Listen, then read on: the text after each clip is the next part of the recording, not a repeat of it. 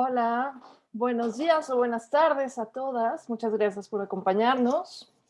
Estamos aquí en el webinario en español de los domingos de la campaña por los derechos humanos de las mujeres, la sección española del idioma español, digamos, que conformamos varias mujeres de América Latina y España. Cada mes organizamos un webinario en español. También hay un webinario los sábados al que están invitadas a asistir. Ese es en inglés, pero, en fin, también es interesante si pueden entender inglés. Mujeres de todo el mundo hablan ahí de lo que está pasando en sus países. Mujeres del Líbano, Japón, Bélgica, la India, México, Canadá, las Bahamas, Ucrania, Bolivia, Australia, Grecia, Perú, Brasil, Puerto Rico, España, Irlanda, Nigeria. ¿Qué tienen en común todas estas mujeres? La resistencia frente a la embestida antifeminista que estamos viviendo. En el webinario de los sábados del que les hablo, a las 9 de la mañana, hora del centro de México, 11 de la mañana, hora de Buenos Aires, 4 de la tarde, hora de Madrid, feministas de todo el mundo hablan de la situación de las mujeres en sus países, de cómo las afectan las políticas de identidad de género. Pueden asistir a estos webinarios, aunque no hayan firmado la Declaración sobre los Derechos de las Mujeres basados en el sexo, pero si la leen y la firman, les llegará cada semana un recordatorio con el programa, entonces más fácil. Además es una declaración importante. Si no la han leído, léanla, se explican ahí muchas cosas de las que estamos viviendo mujeres de todos estos países y más. Se llaman Feminist Question Time, la hora de la pregunta feminista. Pero bueno, recuerden, eso es cada semana y cada mes, los domingos, en español, organizado por los contactos de WHRC, Campaña por los Derechos Humanos de las Mujeres, en España y América Latina. Descarguen, hay un PDF descargable de la declaración, descárguenlo, léanlo con calma. Es muy claro, yo creo que les va a dar muchas respuestas a cosas que muy probablemente ustedes están viviendo en sus países. Hoy, como saben, presentamos Gender Hurts, el género daña, de Sheila Jeffries, recién salido del horno. Ahora veremos el primer ejemplar. Está con nosotros la autora, por supuesto, Sheila Jeffries, que cerrará con broche de oro la sesión de hoy y dará respuesta a algunas preguntas. Ananda Castaño, la presento y le daré la palabra. Ella es mujer lesbiana con discapacidades y enfermedades crónicas, autodidacta, activista y poeta.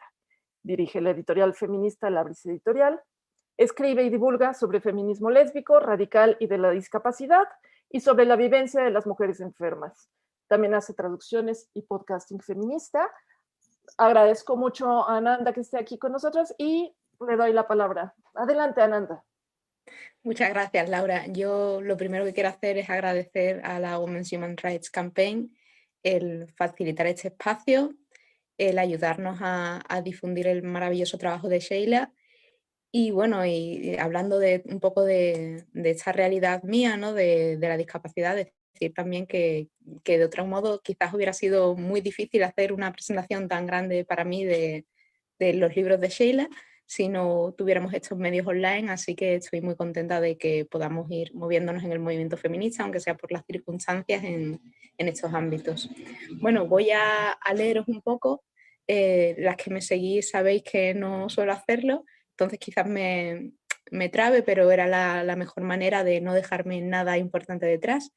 Lo que sí, como ha dicho Laura, lo primero es enseñaros el libro, que ya está recién salido de imprenta.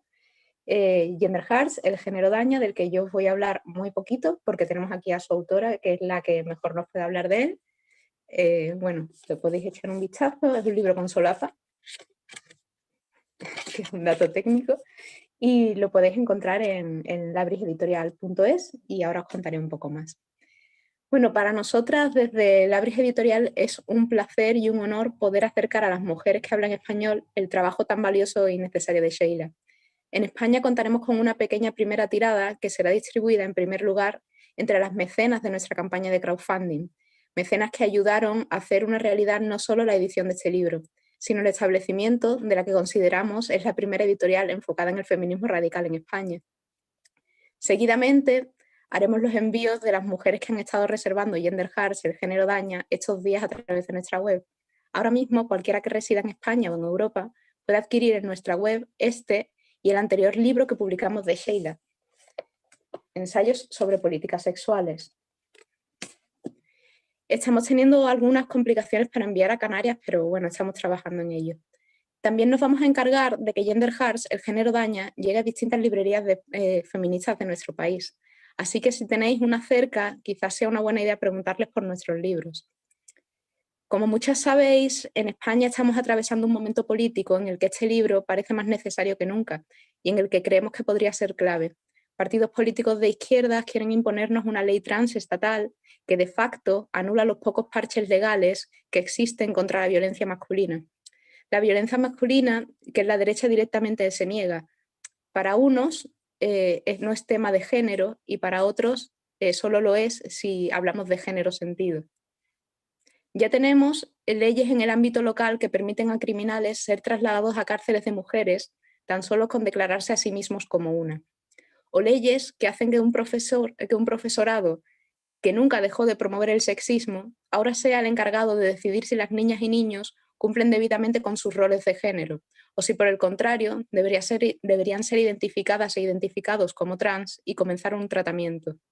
Un tratamiento que, por supuesto, siempre será de afirmación. Sentimos que distribuir la investigación de Sheila es en sí un acto de activismo. El libro no solo hace una crítica demoledora de todas esas políticas y prácticas trans y sus consecuencias, sino que explica de una manera actualizada y que no suele estar presente en los libros que solemos manejar en español, conceptos y teorías básicos del feminismo radical, conceptos como género, casta sexual y un montón de teorías construccionistas. Personalmente, también me parece clave en este momento político el capítulo de la construcción del homosexual. En él, Sheila hace un recorrido genealógico por el desarrollo de la sexología, de la narrativa de la homosexualidad como una condición biológica.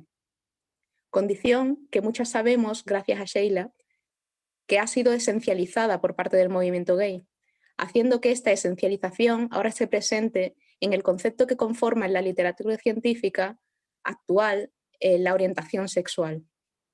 Ayer mismo vi la última conferencia de Sheila con la Women's Human Rights Campaign, en la que denunciaba algo que muchas feministas lesbianas sentimos que está pasando en el movimiento, y es que no se tiene conciencia de la construcción de la sexualidad, algo tan básico para el feminismo radical. Vemos que muchas mujeres en el movimiento, incluso lesbianas, perpetúan narrativas esencialistas para defender la existencia o identidad lésbica. Personalmente, considero que tanto para ellas como para todas las mujeres que no son conscientes de cómo el patriarcado ha construido su concepción de la sexualidad, este capítulo será revelador y revolucionario para su pensamiento feminista. Y que como movimiento, tomar conciencia de esta construcción de las concepciones de homosexualidad, heterosexualidad y bisexualidad nos ayudará a todas, porque no podemos seguir haciendo un activismo feminista basado en narrativas que no lo son.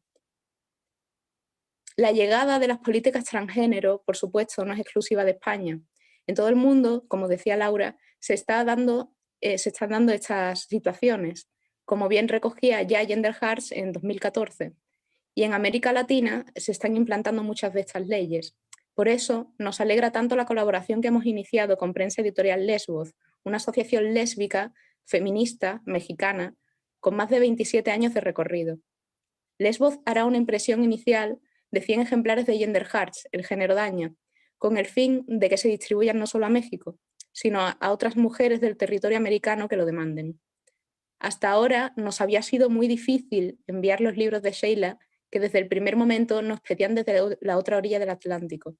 Y es muy hermoso contar con mujeres tan implicadas como las que conforman Lesbos para poder hacerlos llegar más fácilmente. Bueno, quiero agradecer que para traer este libro, para hacer posible este maravilloso acto de activismo feminista, ha hecho falta el trabajo de muchas mujeres que en algún momento han colaborado con Labris de una manera u otra y a las que queremos, quienes conformamos el proyecto de un modo más permanente, tenemos que darles las gracias. Tenemos que darles las gracias también a nuestras mecenas, sin las que hubiera sido imposible costear todos los procesos que requiere el materializar el libro y el establecer nuestra editorial. Y por supuesto, tenemos que dar las gracias a Sheila, no solo por el magnífico trabajo que hace en cada libro o ensayo que escribe, sino por haber apoyado a la Abris Editorial con la cesión desinteresada de los derechos de sus artículos con los que pudimos editar el libro Ensayo sobre políticas sexuales, que sirvió para impulsar el crowdfunding, nuestra editorial, y dar el primer paso en un proyecto que no para de crecer más allá de lo que habíamos podido imaginar, con cada vez más mujeres maravillosas ayudando a seguir haciendo lo posible. Bueno, quisiera ahora, un momentito, quisiera ahora hablaros un poco más de la Abris Editorial. La Abris Editorial actualmente constituye un proyecto feminista en sí mismo.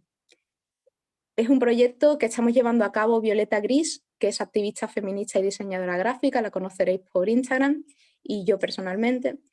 Y ella es la encargada de crear nuestra web, de preparar el contenido multimedia de nuestras redes, de diseñar nuestras portadas y maquetar nuestros libros, y bueno, un sinfín de cosas más que sería muy difícil enumerar. Yo me encargo de todo el caos administrativo, fiscal, de derechos y registros, de coordinar traducción y edición, de seleccionar los libros que podríamos editar y por ahora también de enviaros los libros a casa. Bueno, por ahí me podéis ver que está todo lleno de los libros que os estoy preparando. Y bueno, y también de otro sinfín de cosas que también sería muy difícil ponernos a enumerar. Una editorial tiene muchísimo trabajo detrás y es un trabajo que es casi imposible hacer entre dos mujeres. Hemos contado con la ayuda en este trayecto de mujeres que voluntariamente nos han cedido su tiempo y trabajo, mujeres que han revisado nuestros libros, han traducido parte de ellos, nos han ayudado a redactar contratos, a ponernos en contacto con las librerías, a darnos difusión, a buscar soluciones a problemas que se iban presentando y a poder seguir adelante. Por ahora nuestro trabajo es también voluntario. Lo obtenido con la compra de vuestros libros se destina a que la Abris Editorial pueda seguir en marcha. Esperamos que en un futuro podamos hacer que la Abris Editorial sirva no solo para canalizar este trabajo y transformarlo en libros que nos ayudan a todas, sino para dar una independencia económica a cuantas más mujeres mejor. Para eso no dejamos de trabajar en alianzas entre mujeres, muchas de ellas internacionales. Intentamos fomentar la valoración del trabajo de las mujeres, prescindiendo al máximo de recurrir al trabajo de los hombres o a las infraestructuras de las grandes empresas, y buscando priorizar los espacios de valoración del trabajo de las mujeres, como las librerías feministas. Además de hecho, tenemos un carácter ecológico en lo que podemos, por eso nos alegra mucho poder imprimir directamente donde vais a recibir los libros. Dar valor al trabajo y a la creación de las mujeres es en sí mismo un acto feminista. Sentimos que entre nosotras somos capaces de valorar lo que implican estos libros, lo que implica que creemos proyectos propios, lo que implica todo el trabajo y espacio feminista. Sentimos que el tener que movernos por los baremos y exigencias del sistema, desde sus instituciones, sus títulos o la competitividad de su economía, es estar subordinadas y atadas a una de las estrategias más eficaces para desactivarnos, esperar su validación. Además, solo nosotras somos capaces de apreciar que este tipo de espacios y creaciones son una necesidad para nosotras. Las mujeres estamos ávidas de feminismo, deseosas y comprometidas con conseguir acceso a él, con poder hacerlo llegar a todas. Queremos nuestras herramientas para organizar y realmente cubrir la necesidad más grande que tenemos, una que está silenciada explícitamente por el patriarcado, la necesidad de liberación. Como os decía, queremos ser una editorial feminista radical capaz de traer esta teoría. Queremos hacer de puente entre el pensamiento que se desarrolló en la segunda ola del feminismo y el movimiento feminista actual. Queremos radicalizar la cuarta ola incipiente, que este año más que nunca se ha masificado en redes. Queremos que lo mainstream no diluya el potencial de la radicalización del movimiento que estamos conformando, y creemos que para lograrlo es imprescindible saber de dónde venimos, qué queremos decir con cada palabra empleada, qué implican nuestras acciones y hacia dónde queremos dirigirnos. Nos parece que para lograr esta toma de conciencia radical es fundamental poder transmitir nuestros conocimientos desde lo que Mary Daly llamaría el background, el fondo, la autenticidad de la toma de conciencia compartida en la que podríamos situarnos si no nos dejamos llevar por las narrativas patriarcales que conforman la superficie, el foreground. Para lograr esta comunicación desde un punto de vista realmente radical, una de las primeras investigaciones en las que me embarqué personalmente en los inicios del proyecto fue la de la traducción feminista.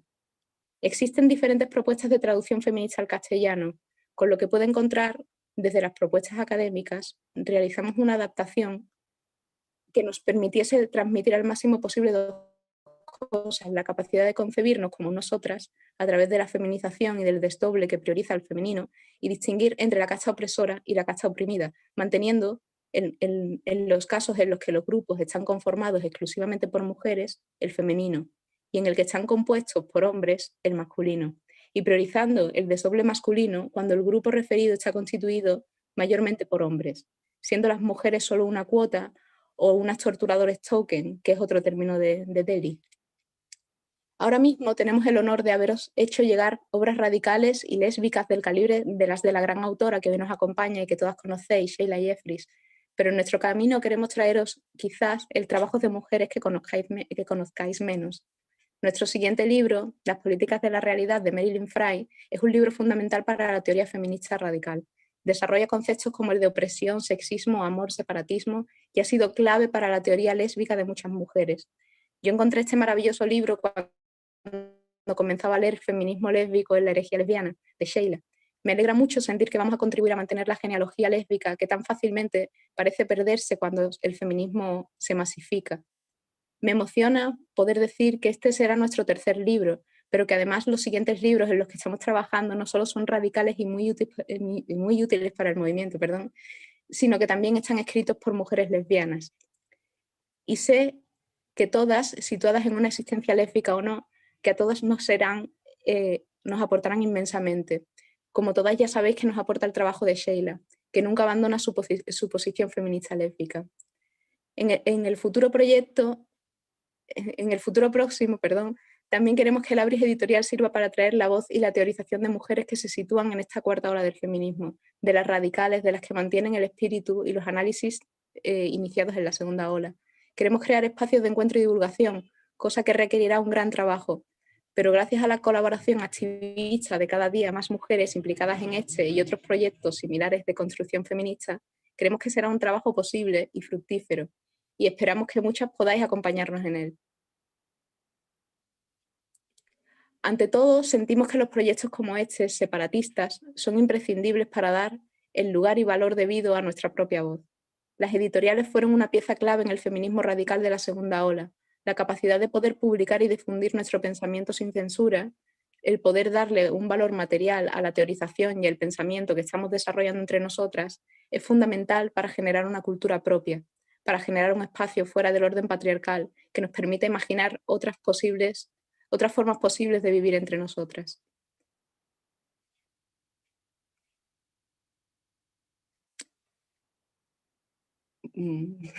Es que creo que se nos está alargando un poco. Bueno, para mí, que llevo varios años estudiando feminismo de una manera autodidacta, ha sido muy doloroso ir viendo cómo las editoriales que publicaban las grandes obras han ido desapareciendo, cómo se ha ido descatalogando los libros, cómo las revistas lésbicas han sido tomadas por el pensamiento queer y ya no se fomenta una reflexión propia y mucho menos feminista radical. En una era de la sobreinformación, de las fake news, de la inmediatez y de las redes sociales como es la nuestra, la corriente mainstream tiene tal cauce que parece que podría llevarse todo por delante. Vemos que el feminismo se está convirtiendo en algo inevitablemente parecido a una moda, que cualquiera, hasta los hombres, quieren ostentarlo, y todo eso vacía de contenido lo que se entiende por feminismo.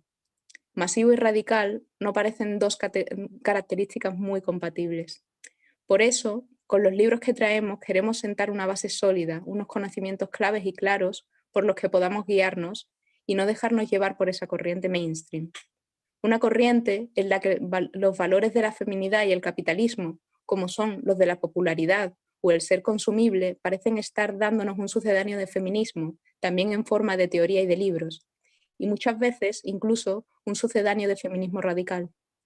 Queremos hacer accesible a todas el trabajo de quienes más nos han aportado, la teoría en la que encontramos más herramientas para la liberación.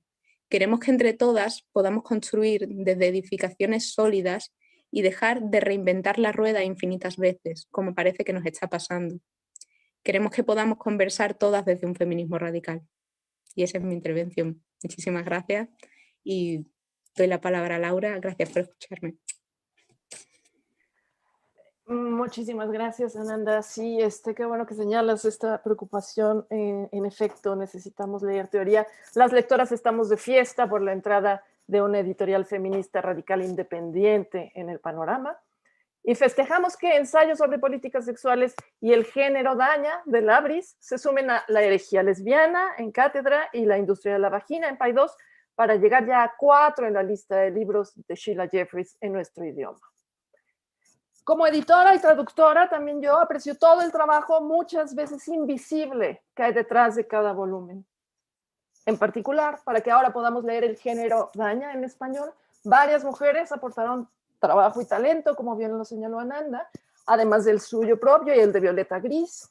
Están otros nombres, como el de Ana Prats, que en su blog Dworkinista empezó a traducirlo capítulo por capítulo, y hay varias revisoras, algunos de sus nombres son Ana María Iborra, Cristina Seba, Gloria Valero, Carolina Morales. A todas ellas, muchas gracias, se aprecia su trabajo. Bueno, hay que apreciar su trabajo, porque como les digo muchas veces es invisible, es como esto que se dice del trabajo del hogar, que no lo ves más que si alguien no lo hizo. El trabajo editorial muchas veces los errores se notan, o sea, cuando alguien encuentra un error dice, se acuerda de que hubo un editor o una editora detrás, pero en realidad errores o no, errores, hay mucho trabajo ahí. Y claro, un libro tan revisado, ya lo quiero ver, todavía no tengo en mis manos esa traducción en español, pero estoy segura de que está cuidadísimo. También las mexicanas debemos agradecer a Mariana Pérez Ocaña y Les Vos, que van a imprimir en México algunos ejemplares, como ya nos anunció Ananda. Pidan que les aparten uno ahora que todavía huelen a tinta. Y yo eso voy a hacer, porque sé que volarán como pan caliente. Entonces, Mariana, si me estás oyendo, apartando un ejemplar, por favor. Y bueno, yo no iba a desaprovechar la oportunidad de hablar de Sheila Jeffreys este día que se presenta un libro suyo tan importante como El género daña. Mi nombre es Laura Lecuona, soy contacto para México de WHRC, la campaña por los derechos humanos de las mujeres. Y les voy a hablar de la importancia de la autora cuya novedad en español hoy presentamos. Amigas, Sheila Jeffreys lo vio venir. En su primer libro, Anticlímax, de 1990, ya hablaba de hombres que parodian a las mujeres y al feminismo. Y en el segundo, La herejía lesbiana, de 1993, apuntaba fenómenos como el retorno al género y con él al esencialismo, que 30 años después nos están explotando en la cara a mujeres de todo el mundo, lesbianas o no. Contraargumentando a una filósofa posmoderna de cuyo nombre ustedes mejor no quieren acordarse y cuya obra magna se publicó el mismo año que Anticlímax, que no está en español, veo que alguien me pregunta, pero bueno, esta obra magna de la filósofa posmoderna se publicó el mismo año que Anticlímax. Contraargumentándole, dice Jeffreys en La herejía lesbiana, que ese sí está en español. Dice, al parecer, el público que asiste a la función de travestismo del género debe darse cuenta de que el género no es ni real ni verdadero. Pero después de darse cuenta, ¿qué deben hacer? Al acabar la función de travestismo, las mujeres y los hombres heterosexuales volverán a casa corriendo para deshacerse del género y anunciar a sus parejas que no hay tal cosa como la masculinidad y la feminidad. No parece demasiado probable. Si el género fuera realmente solo una idea, si la supremacía masculina se perpetuara solo porque en las cabezas de los hombres y de las mujeres no acaban de prenderse las lucecitas necesarias para poder descubrir el error del género, entonces la estrategia performativa de Butler podría tener éxito. Sin embargo, su concepción de la opresión de las mujeres es una concepción liberal e idealista. La supremacía masculina no solo se perpetúa porque la gente no se percate de la construcción social del género o por una desgraciada equivocación que tengamos que corregir de alguna manera. Se perpetúa porque sirve a los intereses de los varones. No hay razón por la que los varones tengan que ceder todas las ventajas económicas, sexuales y emocionales que les brinda el sistema de supremacía masculina solo por descubrir que pueden llevar faldas.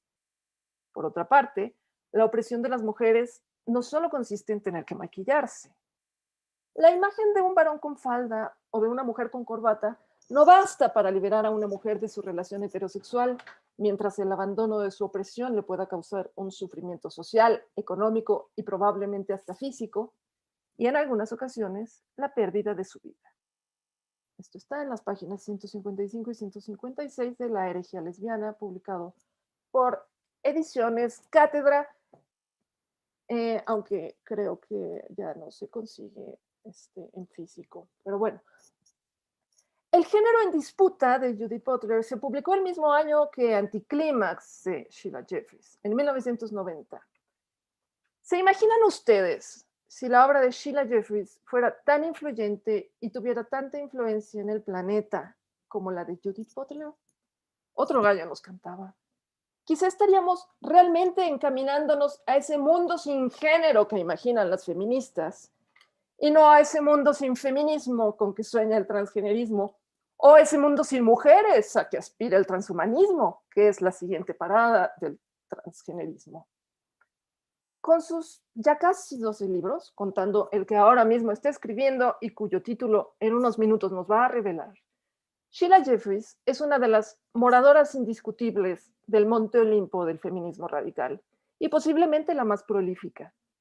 Hay grandes temas que atraviesan casi toda su obra: la política feminista, el feminismo lésbico, la industria del sexo, la industria de la belleza, la industria del transgenerismo. A esta última dedica capítulos en varios de sus libros, pero es el que hoy presentamos, El género daña, de 2014, donde más se detiene en él, lo amplía y lo sistematiza. Leído junto con Unpacking Queer Politics, desentrañando la política queer, nos da un panorama bastante completo de la amenaza más inmediata que tenemos que enfrentar las feministas de gran parte del globo en esta tercera década del siglo XXI. Entonces, cuando empezó este embate transgenerista, Jeffreys, la historiadora, estaba ahí, observando y señalando los riesgos que luego hemos visto confirmarse uno tras otro. Jeffreys, la visionaria. Viendo fotos de aquellas tertulias feministas de los años 70 en algún departamento de Nueva York, con Kate Middlet leyendo sus textos en voz alta, o escuchando alguno de esos audios de Andrea Dworkin, las conferencias que han rescatado canales de YouTube feministas radicales, he llegado a sentir envidia, muchas ganas de haber estado ahí. Pero hoy en la Ciudad de México de los años de la pandemia, me doy cuenta de la gran suerte que es ser contemporánea de Sheila Jeffreys y poder asistir a las charlas y webinarios que da online. Sheila está aquí, ahora mismo, entre nosotras, escribiendo, haciendo trabajo feminista desde esta organización internacional que fundó con otras, la Campaña por los Derechos Humanos de las Mujeres, inspirando y ayudando a despertar la conciencia feminista y guiando la lucha de una nueva generación de jóvenes dispuestas a plantarle cara a esta horrible embestida, peligrosa embestida. Esta situación hipotética que antes les planteaba, un mundo en el que El género daña fuera una obra más influyente que El género en disputa, parece muy lejana, pero no es descabellada ni inimaginable. Piensen en el impacto que ha tenido la obra de Jeffreys en el auge del feminismo radical en Corea del Sur.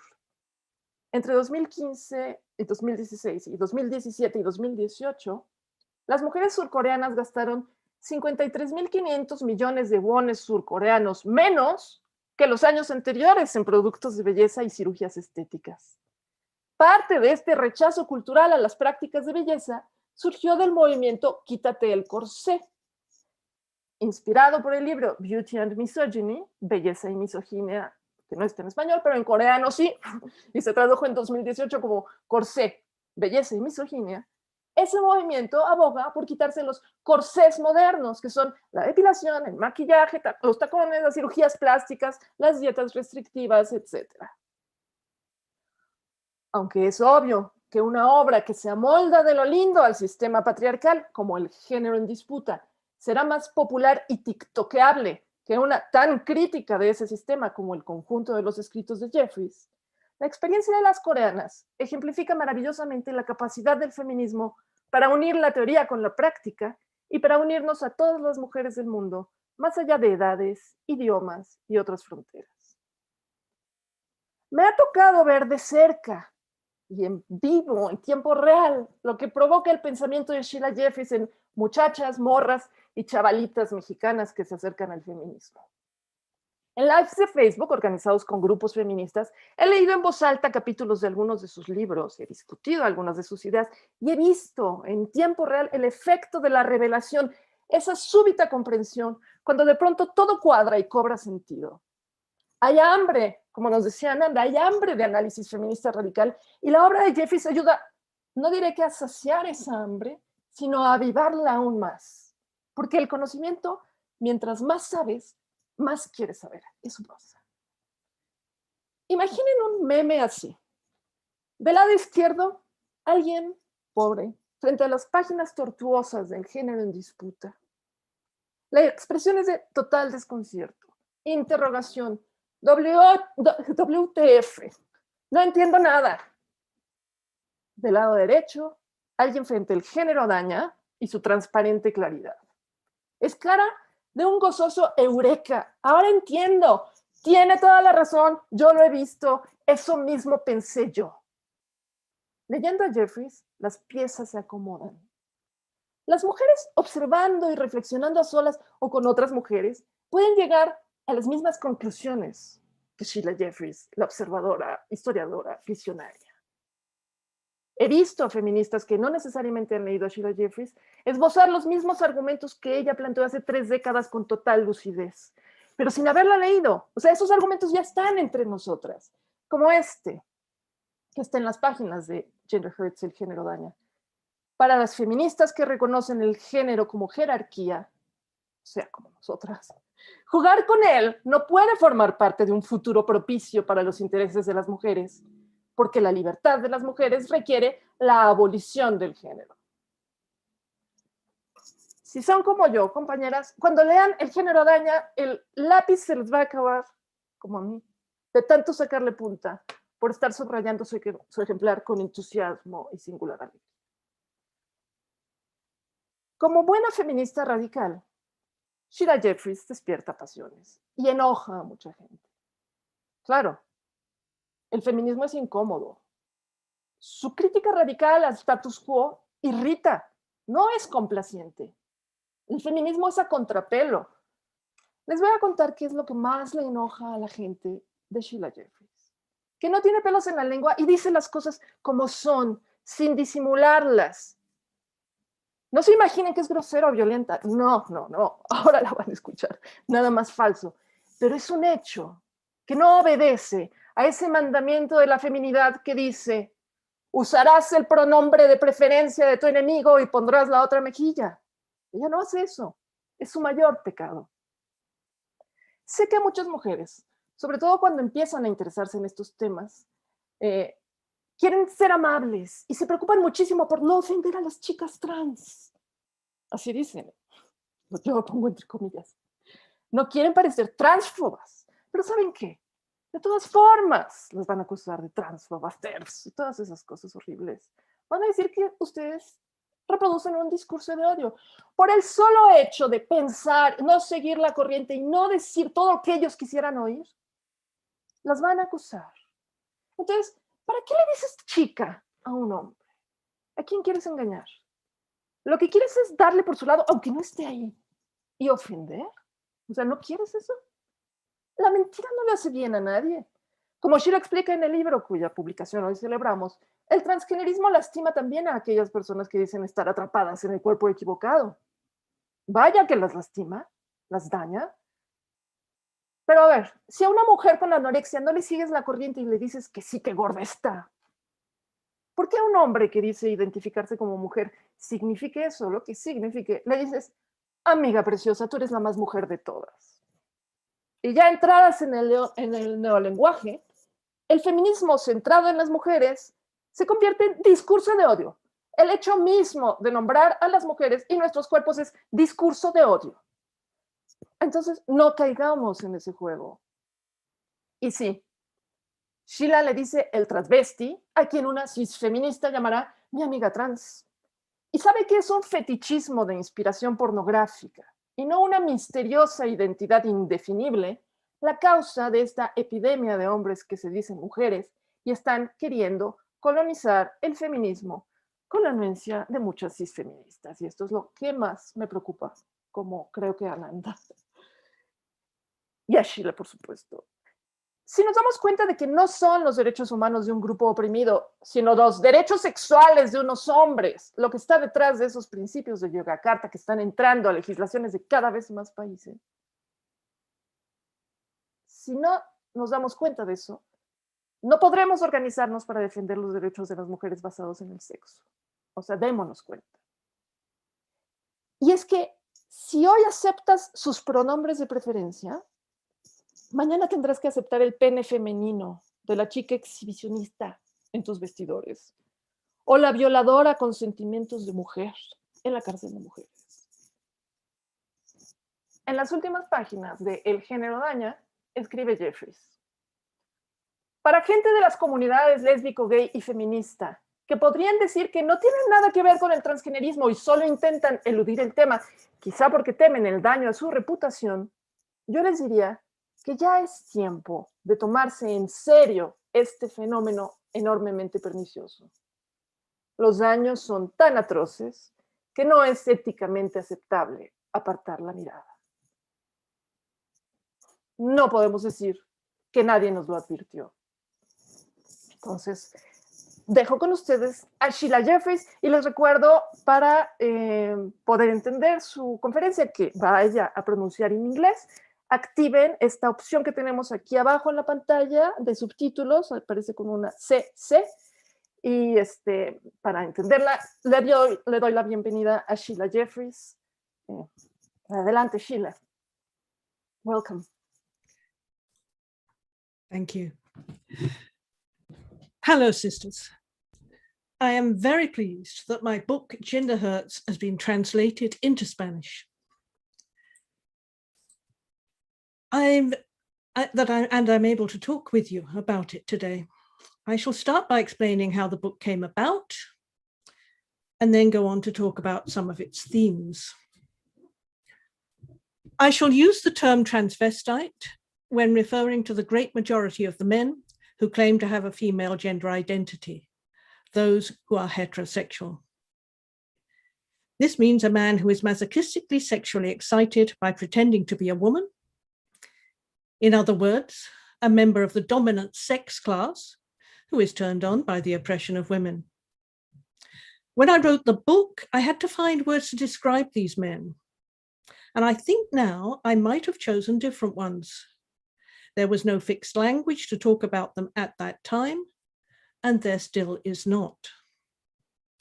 The important thing is that I've never referred to them as trans women, because they are not and could never be any kind of women, and I have never used female pronouns for them. The term itself is profoundly insulting to women because it makes us just a figment of men's adult imaginations. Back in the 1970s, when I was a lesbian feminist in the UK, transgenderism was not much of a problem. There were only a couple of transvestites pretending to be women and trying to get into women's events in London. We were entirely dismissive of them at that time and totally rejected any male intrusion into our spaces. In 1979, Janice Raymond published her wonderful book, The Transsexual Empire.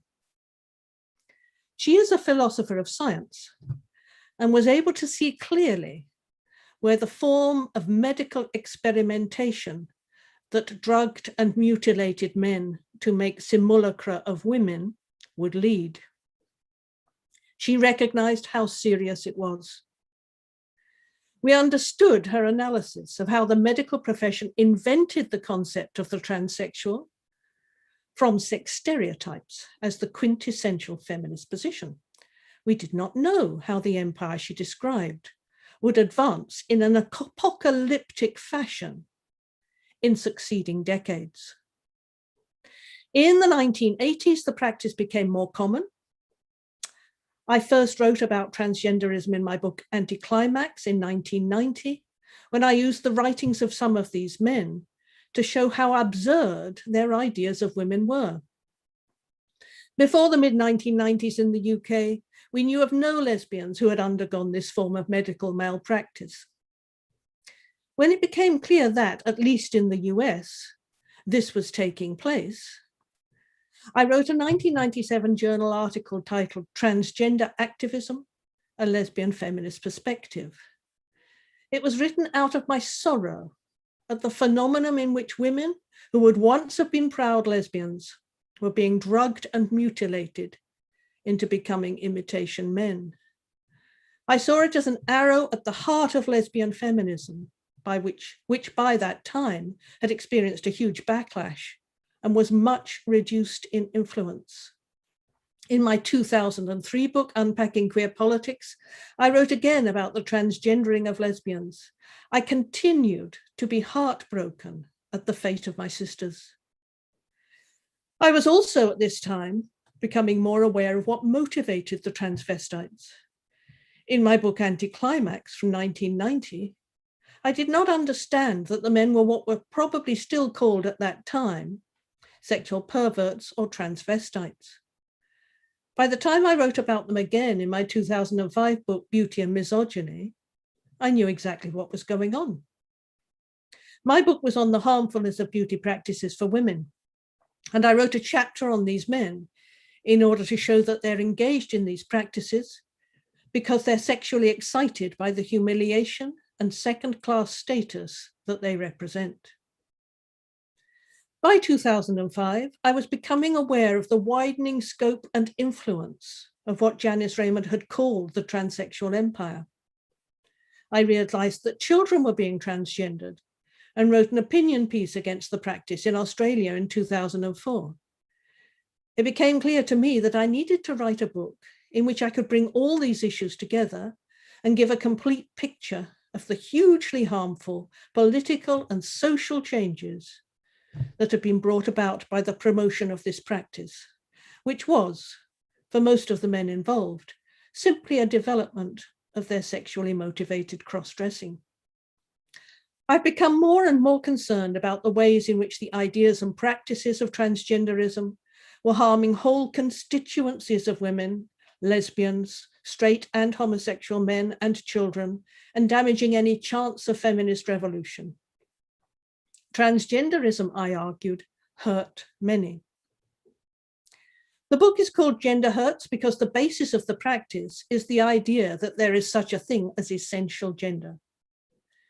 Gender is composed of the sex stereotypes that are ascribed to women and men on the basis of their biological sex. Women are expected to be feminine and not take up space, to wear humiliating clothing and shoes, to be sexually exciting to men, and to enjoy housework. Femininity is the behavior of subordination, and masculinity is the behavior of domination. They're the behaviors that represent a hierarchy of power, rather than being in any way natural. I am a historian by training, and always like to know where things come from. The first chapter of Gender Hurts looks at the social and historical construction of transgenderism. The propaganda of transgender activists says that people who transgender have an innate essence of the opposite sex. They have always existed, they say, and there are only more of them now because they are getting the courage to come out as transgender. But that is not true at all. The concept of transgenderism was, as the US anthropologist David Valentine puts it, institutionalized in the 1990s. Valentine is an anthropologist who researched communities in New York in the mid-1990s that had been identified to him as transgender by the AIDS outreach organization that he worked for. He was surprised to discover that none of those in these supposedly transgender communities identified themselves as transgender. They were gay men involved in prostitution who adopted attire more normally associated with women, but saw themselves as men and as gay. They had not caught up with the new language and categorization that social service agencies had already adopted. There was a time lag. Rather than these men identifying themselves as transgender, they had this category imposed upon them.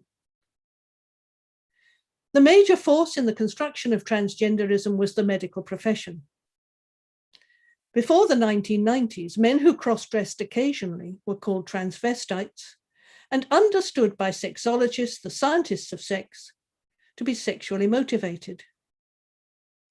The idea that some men, those who wanted to imitate women on a more permanent basis, were a special category of persons called transsexuals who could actually change their sex, only became thinkable as the result of developments in medicine in the 20th century, such as endocrinology, effective anesthesia, and cosmetic surgery. The first victims of the practice were homosexual men who were encouraged by patriarchal and gay-hating doctors who wanted to cure homosexuality to think that they were really women. The majority of men who transgender, however, are not gay, but heterosexual, and their behavior is caused by a male sexual problem called autogynephilia, or love of the woman in oneself. Before the 1990s, transvestites were seen by the sexologists as having a sexual perversion or paraphilia, which caused them to be sexually excited by wearing what they saw as women's clothes. Most medical professionals today, however, have changed their mind about men's cross-dressing under pressure from a transgender rights movement.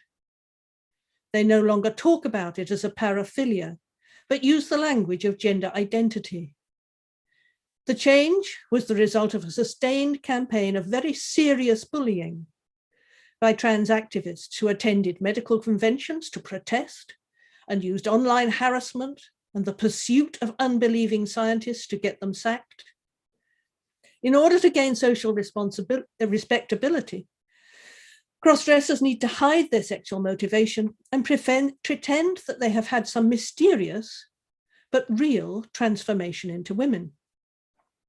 They need to be respectable to realize their ambitions of practicing their sexual fetishes in public places, such as women's toilets, where they can force women and children to be the unwilling audience for their sexual games.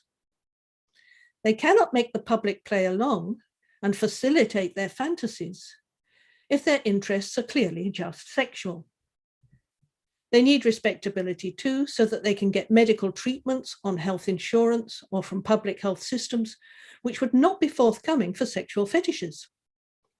For these reasons, they promote the notion of gender dysphoria and the idea that a man can have a woman's brain in a male body. Transvestites are likely to have other sexual perversions as well, called co-paraphilias.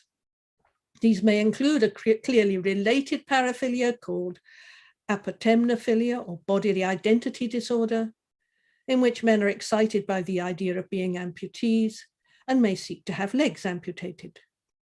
The co-paraphilias may include nappy fetishism, in which men engage in what they call age regression, and may imitate babies in nappies, and even demand that their wives, university lecturers, or social workers change their soiled nappies. These male behaviors are written about in the media as fascinating but mysterious, and the sexual motivation which explains them is never mentioned. It should be quite clear that these paraphilias are a male problem. The sexologists recognize that women do not get sexually excited by fetishism in the way that men do. Women who transgender have very different motivations for seeking this kind of violence to their persons. The transvestites may be very dangerous to women because cross-dressing is a common form of fetishism in serial sex murderers of women. A study of serial sex murderers of women in the US found that 25% had cross-dressing fantasies. 75% were voyeurs.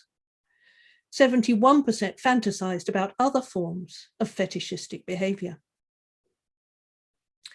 Two related developments in the 1990s caused an explosion of transvestic activity. These were the development of the internet and the move of the pornography industry online. The internet enabled the transvestites to gather together in supportive communities and buy products to feed their fetish. It enabled them to politically organize. Importantly, the specialized pornography that supports and creates transgenderism became more available, and the niche market grew exponentially. In 2018, the 5th most searched term in pornography was transgender. Transgender pornography was estimated some years back at 10% of the industry, but is likely to be more today. The pornography takes the form of sissification or bimbofication, i.e. stories and films in which men are forcibly transformed into women.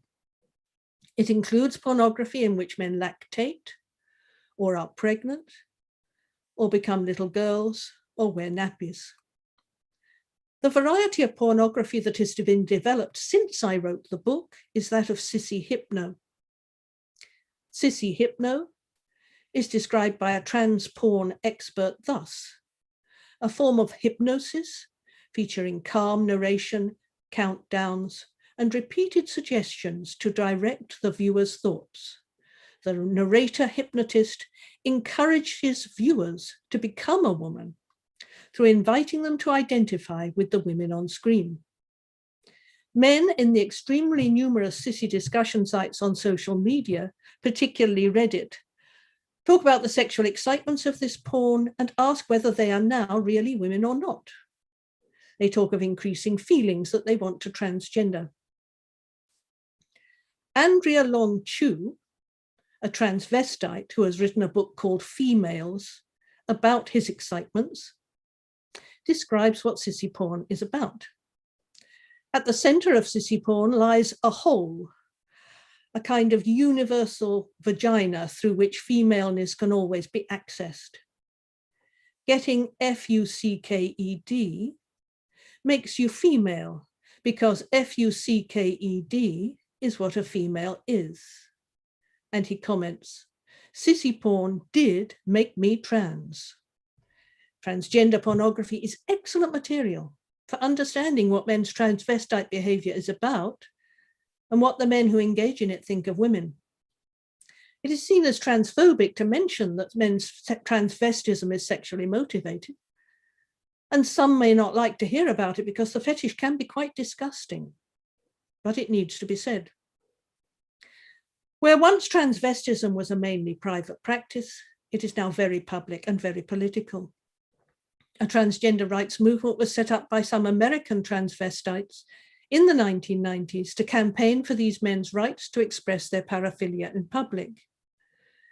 The movement promoted the ideas and practices of transgenderism, which were supported by a queer and postmodern academia and by a complicit media and right-on lefties. It's had a wide range of very harmful effects, particularly on girls and women. The mass delusion that men can be women is harmful to both those who transgender and all those they come in contact with, but also to feminism itself and the very idea that such a thing as a woman actually exists. The constituency most directly and immediately hurt is that of the men, women, and children who are transgendered. The doctors and drug companies make a great deal of money, and that is their main motivation. The doctors, psychiatrists, counselors, endocrinologists, and surgeons all gain considerably. But the biggest profits go to the drug companies, who gain a captive and dependent market for their drugs and have increasing numbers of people, commonly from childhood onwards to the end of their lives, forced to use them to keep their bodies functioning once their natural systems have been destroyed. Those who transgender suffer serious harm to their health, including sterilization from the surgeries and drugs and loss of sexual function. They are also sold the lie that transgendering will cure their distress and their mental health problems when it does not. And they may suffer social isolation, inability to find work, and have no relationships for a lifetime. Transgenderism is an immensely harmful and invented condition which should not be supported by an ethical medical profession committed to doing no harm. Wives and female partners form another group that is harmed. They have to cope with their husbands and male partners saying that they're actually women, though they may have fathered several children and been men for 50 or 60 years with all the privileges that brings.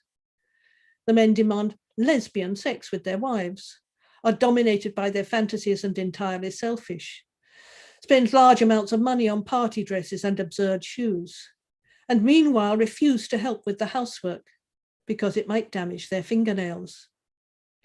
The wives, mothers, and children are likely to suffer a sense of loss and severe mental distress, but are expected by therapists to accept it because these men are seen as going on an important and brave journey in their wives' and sometimes their daughters' knickers.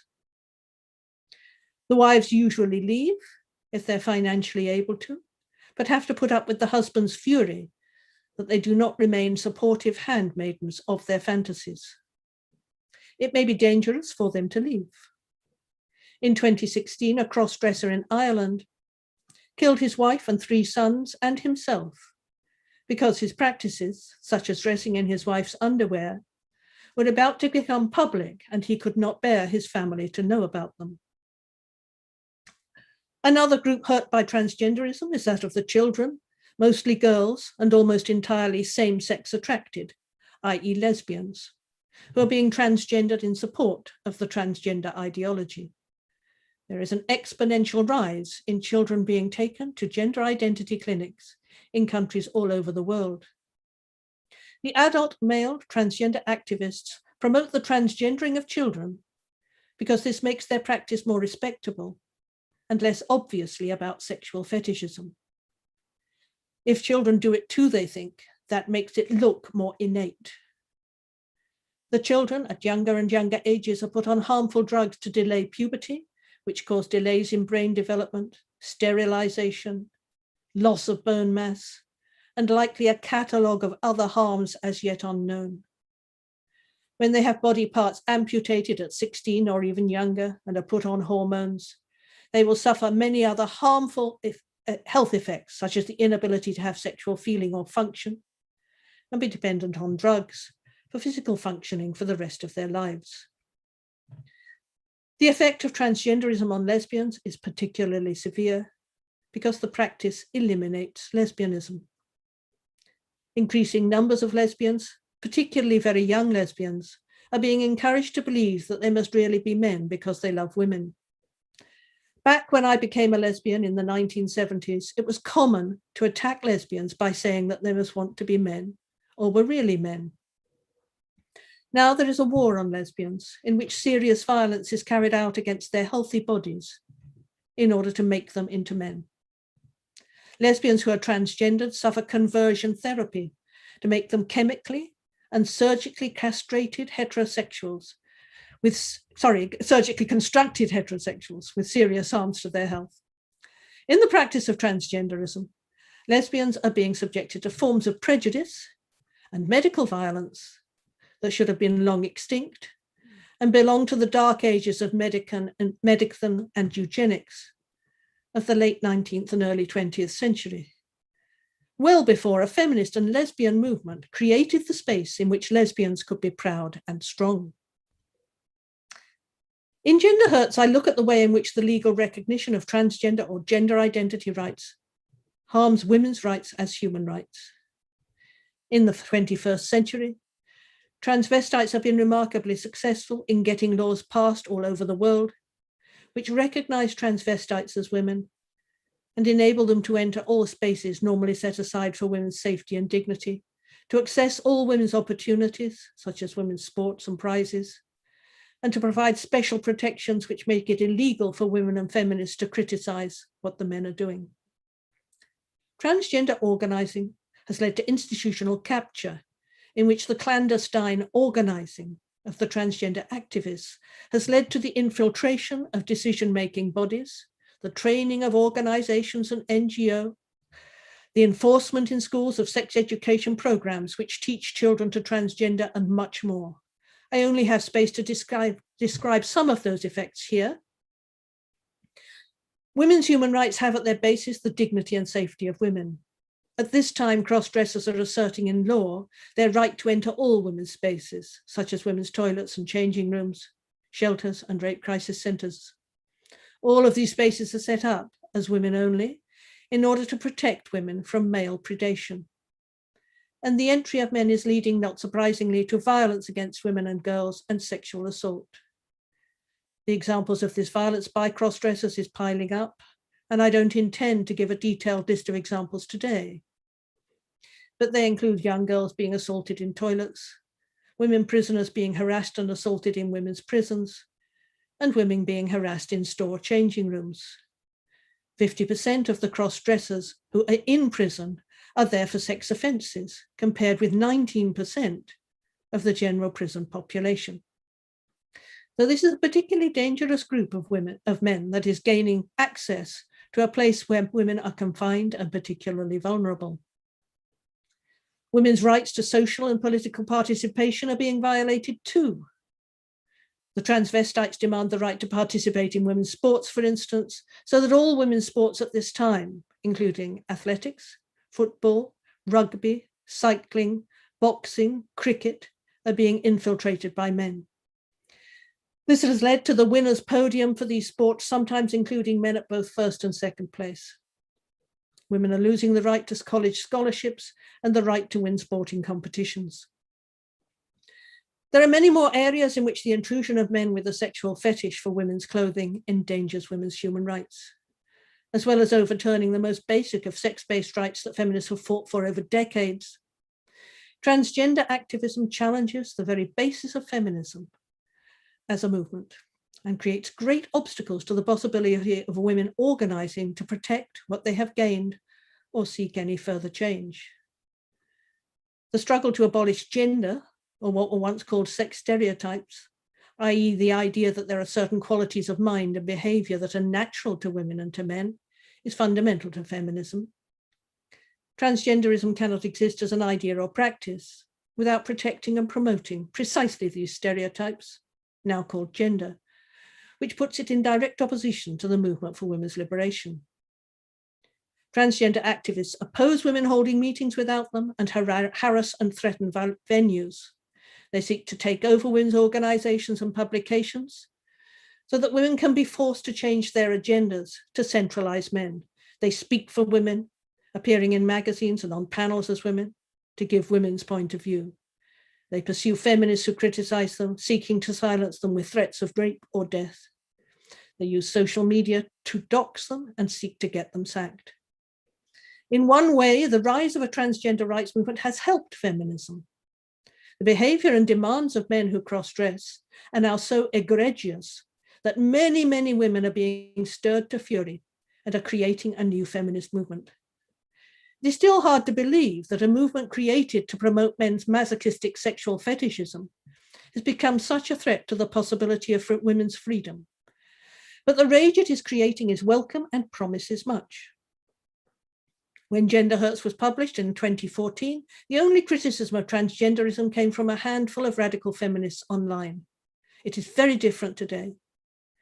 In the years since then, a considerable feminist resistance movement has arisen in the UK and several other countries.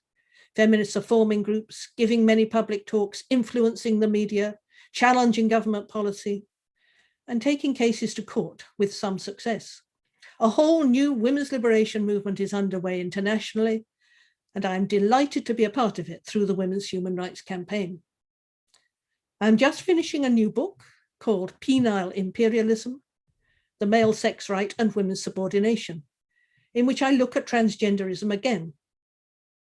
The book explains that there has been, since the sexual revolution of the 1970s, a massive sexual freedom movement by men to normalize their sex rights and their paraphilias. It places transgenderism in the context of the paedophile liberation movement, sadomasochism, and all forms of fetishism, including nappy fetishism. It seeks to show that rather than being about human rights, the transgender rights movement needs to be understood as men's sexual rights movement, which, like all other forms of the expression of men's sexual rights, subordinates women and harms our sex-based rights and opportunities. Thank you, sisters, for letting me speak to you today.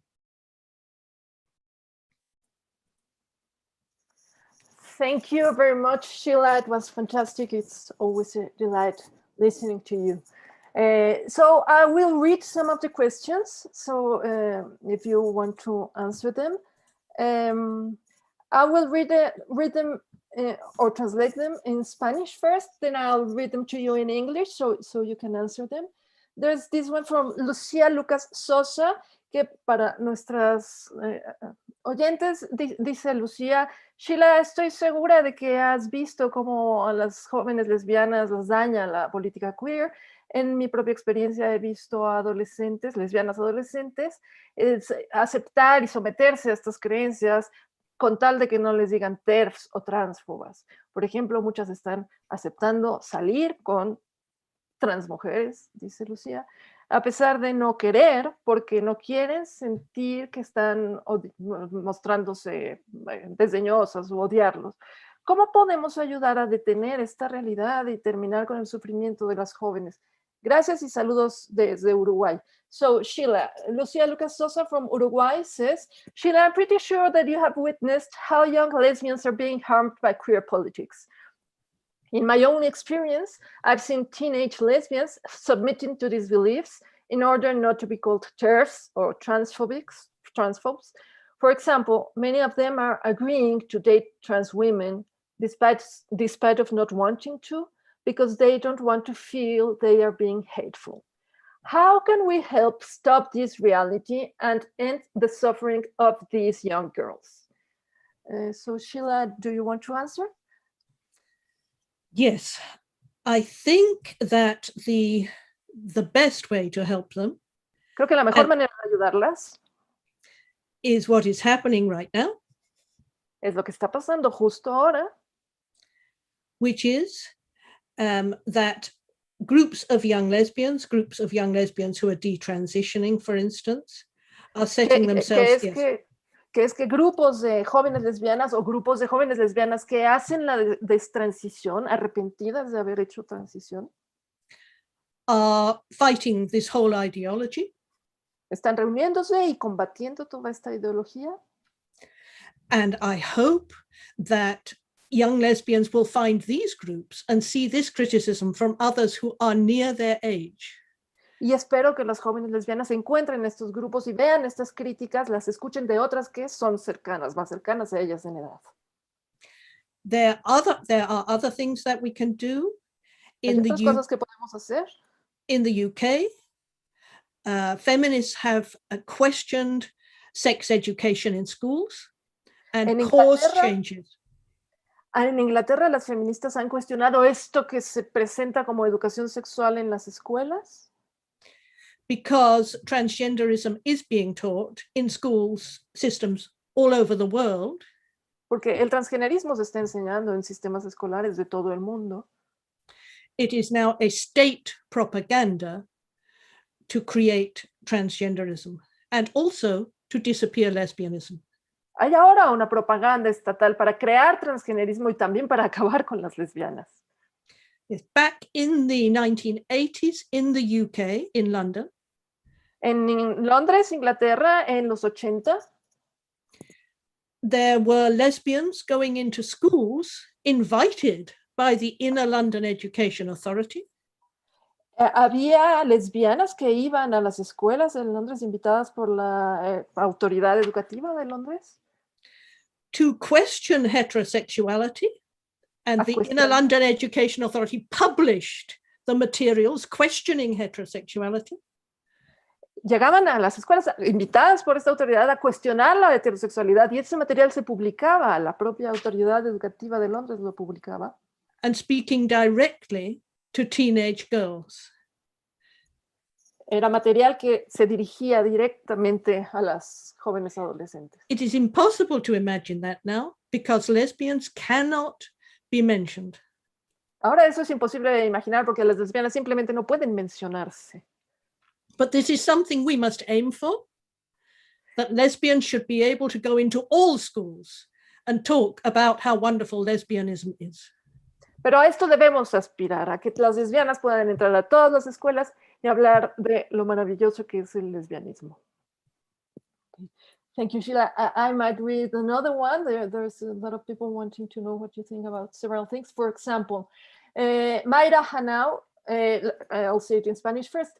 Sheila, tú viviste la revolución lésbica de los 70. ¿Qué piensas de la situación actual de la revolución de las mujeres? ¿Y de dónde sacas tú esa fuerza para seguir escribiendo e investigando? So Myra Hano Sheila says, you lived the lesbian revolution of the 70s. What do you think about the actual situation of the women's revolution? Where do you get the strength for keeping on writing and researching? That's the question. That is the question. There wasn't really a movement for quite a long time in the 2000s. Por mucho tiempo realmente no hubo un movimiento a principios del siglo XXI. So then I had a bit of a rest. Entonces tú podías descansar, digamos. But I kept writing. Pero seguí escribiendo. I am very lucky that I got paid well to write books. Tengo mucha suerte porque se me pagaba bien para poder escribir libros. And right now, I am very, very excited to be in a new wave of the movement, but I am a bit tired. Y ahora mismo me emociona muchísimo poder estar en esta nueva ola del movimiento, pero sí estoy un poco cansada. I need a holiday, but there is COVID. I can't go anywhere. I have to write every day. Necesito unas vacaciones, pero estamos en el COVID. No puedo ir a ningún lado. Tengo que escribir todos los días. Well, we have to be grateful for that, Sheila. Okay. Eso nosotros se lo agradecemos. There maybe one more question. So there was another one. Yeah. There are a lot now.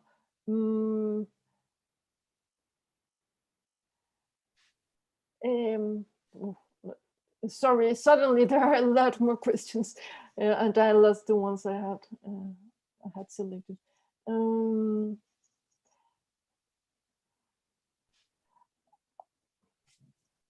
Okay.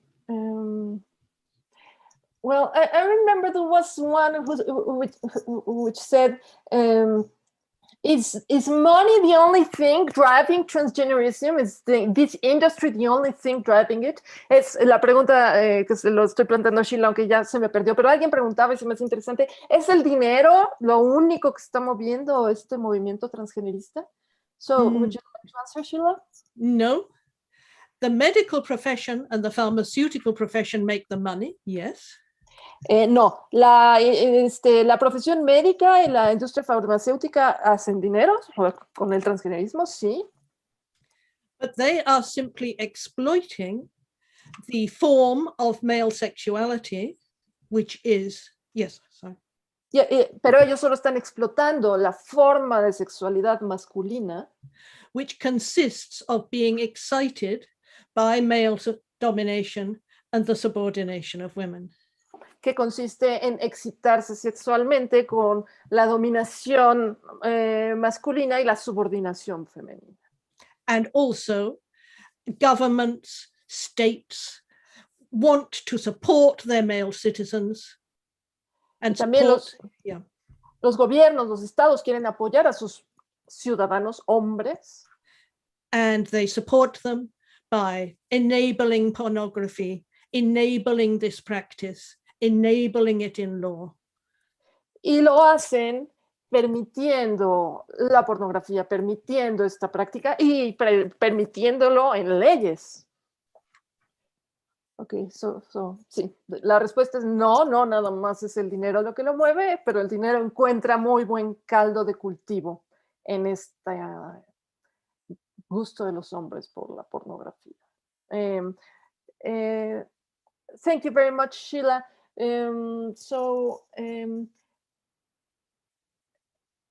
Well, there's another one from Colombia. Let me read it to you. Voy a leerla de Linda Flores. Hello, hola, Sheila. Primero, muchas gracias por estar aquí. Mi pregunta es, ¿qué piensas del hecho de que las transmujeres prefieren ser llamadas mujeres y no las mujeres? ¿Qué piensas que las motiva a negar su biología? ¿Qué es lo que les hace negar lo que son? Saludos de Colombia. So Sheila, Linda Flores says, hello Sheila, first thank you so much for being here. My question is, what do you think about the fact that trans women prefer to be called women and not trans women? What do you think motivates them to negate their biology, which is what makes them negate what they are. And much love from Colombia. Much love back to Colombia. Muchos cariños de regreso a Colombia, dice Sheila. The reason they are denying their biology is because of their sexual excitements. Actually, they all know that they are men. I don't think that they really think they're women. La motivación es sexual. Saben que son hombres. No creo que piensen que son mujeres. It's very interesting to look at what they say on the transvestite threads on Reddit. Es muy interesante ver lo que dicen en los hilos de Reddit, esta red social sobre el transvestismo. So on there, you see them examining how far they're moving down the road of becoming transgender. Ellos ahí van examinando qué tan lejos están en el camino a convertirse en transgénero. And they say, if I wear these shoes, will that make me transgender? If I go out more like this, will that make me a woman? And so on. They know what they are doing. Dicen si me pongo estos zapatos, seré más transgénero. Si me visto así o así, camino, me muevo así o así, llegaré a ser una mujer. Pero ellos saben lo que están haciendo. But they have to pretend to be women because otherwise everyone will know it is sexual and everybody will laugh, and we must not laugh. Pero fingen ser mujeres porque saben que tienen que ser respetadas estas creencias, porque de otro modo nos reiríamos, tendríamos que reír. And may I say something about this? Sí, en la ponencia de Sheila, ella explica, ¿no?, que necesitan cierta respetabilidad y esa respetabilidad pasa por fingir, tienen que fingir y hacer al resto del mundo fingir con ellos. Sorry, Sheila. So thank you. I think it's clear. And we only have 10 minutes more. So Sheila, thank you very much. I will read Ananda some questions which are directed to her about the book, the publishing house. Lamento mucho no haberles podido leer todas las preguntas. Tenemos poco tiempo.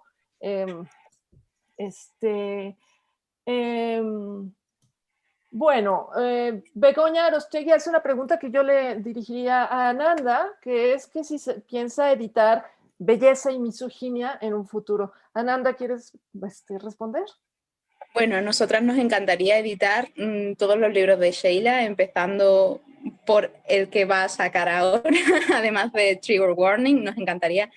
Pero bueno, como he comentado ya, somos una editorial pequeña, que intentamos canalizar los recursos que nos vienen. Estamos pensando otros modos de organizarnos, porque esto ha sido un poco, la organización que tenemos ahora, un poco de emergencia, porque había un plan inicial que ha tenido que cambiar. Entonces, estamos viendo cómo hacerlo para ser lo más eficaces posible, poder traer la mayor cantidad de títulos posible. Y claro, nos encantaría tener el máximo número de los de Sheila, porque estuvieran, por nosotras estarían todos traducidos, pero bueno, vamos planteando, intentamos también, pues por traeros un poco de variedad, porque nos encantaría una editorial solamente para Sheila, pero sería un poco, bueno, raro o complicado, que tampoco lo podemos descartar. Pero ahora estamos trabajando en títulos de otros autoras por también dejar ese margen, pero vamos, que quizás para el año que viene, algunos es nuestro plan, algún otro título más de Sheila lo estamos ya planteando, estamos viendo ya el calendario. ¿Qué tal? No sabemos si será Beauty and Misogyny, no sabemos si la voy a llamar ahora para decirle Sheila, que no sabemos aún qué libro vamos a plantear, pero bueno, no sé si os lo he leído en la parte de antes, porque como me he saltado una parte, tenemos ya otros 2 títulos planteados, ya os digo, de distintas autoras, a Sheila, pero seguimos con ella como buenas herejes lesbianas en la mente y esperando todo el trabajo que nos traiga, porque siempre nos aporta tanto y como habéis estado explicando, sigue ella nos sigue dando claridad y eso es de agradecer, aunque Sheila, whenever you can, you should take a break and rest, all that you deserve. Así que nada, Sheila, cuando pueda, que descanse todo lo que se merece. And thank you for your work. I think we are all so grateful to still have you. Y eso que pienso que todas estamos súper agradecidas de tenerla. I'm still alive. Yeah, you're still alive. Of course. And being an advocate and giving us so much, Sheila. We are so grateful. Eso que estamos todas encantadas de que ella siga trabajando y siendo activista y aportándonos tanto. Así que nada, y en Labris, las primeras, Go Sheila, súper fans y pendientes, sí. Os iremos diciendo. Muchas gracias, Ananda. Hay muchas, aunque ya medio lo mencionaste, pero hay mucho interés por tener Ginger Hertz. Dicen que si va a llegar a Uruguay, que si va a llegar a otros países. No sé si quieras, digamos, informar a dónde tienen que acudir, porque tenemos gente de buena parte del mundo hispanoparlante. Eso es maravilloso. Muchas gracias, por cierto, a todas nuestras asistentes. Entonces, ¿qué les puedes decir? Porque creo que, pues, como dices, hay hambre de los libros de Sheila y quieren saber dónde conseguir los de Labris. Ahora mismo están imprimiendo en México la prensa editorial Lesbos, con Mariana, como tú bien has nombrado, y con todas las mujeres que están allí con ella. Y bueno, estamos empezando ya a hablar, a plantearnos. La tirada ya, la primera que tenemos está ya cubierta, entonces no podemos plantearnos ahora mismo imprimir en otros países. Ahora mismo, cuando se cubra más o menos esta primera tirada, cuando se hayan vendido suficientemente libros como para comprar de nuevo derechos, que es que el mundo editorial es un poco peliagudo, podremos intentar plantear, buscar otro tipo de colaboraciones así, que ya nos estáis algunas mujeres y bueno, asociaciones o agrupaciones feministas preguntando por hacer colaboraciones parecidas, podremos plantearlo. En principio, intentad que Lesbos os lo haga llegar. Si no son capaces, lo podríamos intentar nosotras también, pero siempre va a aumentar mucho el gasto de envío. Es más fácil que sea desde allí, pero quizás aún así aduanas no os lo permita. Y poneos en contacto con ellas, poneos en contacto con nosotras y vamos buscando cómo, pero podremos encontrar la manera, si no ahora, de cara a un futuro, porque creemos que sí que vamos a poder hacer una segunda tirada. Así que estad atentas y seguimos en colaboración. Gracias. Pero Ananda, una pregunta, digo, yo también prefiero siempre el libro físico, como ya ves, subrayo, agarro el lápiz, pero ensayos sobre políticas sexuales lo tengo en versión digital. Sí, cierto. Va a estar en ebook también, Gender Heart, el género daña. Estamos trabajando en ello porque al ser un libro que no ha sido nos donó Sheila los derechos de ensayos sobre políticas sexuales, lo pudimos hacer de una manera más laxa, pero cuando firmas con una editorial y en una editorial tan grande como Routledge, tienes muchos requisitos. Entonces estamos implantando la seguridad del ebook, etcétera. Estamos haciendo la maquetación de manera que se puedan implementar en todos los formatos. Entonces vamos a tardar un poquito más. Lo sentimos por las mecenas que lo están esperando aún, pero bueno, estamos trabajando en ello y esperamos que sea pronto. Así que pronto estará también disponible en formato ebook para las que no les pueda llegar en físico, que es como, no sé, a mí también, yo también siempre soy de trabajarlo, entonces a mi mente va directamente el libro. Aunque bueno, está bueno mencionar para quienes no puedan tenerlo ya que en ensayos sobre políticas sexuales hay al menos 3 artículos de Sheila Jeffreys sobre estos temas que hoy se abordaron. Uno sobre la transgeneración de niños, otro, no sé si tú lo tengas más sobre las fresco. Leyes, hay otro que es sobre las leyes y otro sobre las políticas de los baños, de cómo Sí. Sabemos lo que pasa en los baños, ¿no? Y bueno, además, Ensayos sobre políticas sexuales es un libro maravilloso en el que Sheila habla de lo que está comentando ella del derecho de los hombres al sexo, que lo pensaba hace poco, de hecho, con todo este tema, aplicado a las mujeres con discapacidad, que es súper interesante ese ensayo. También hay ensayos de feminismo lésbico, uno fundamental que es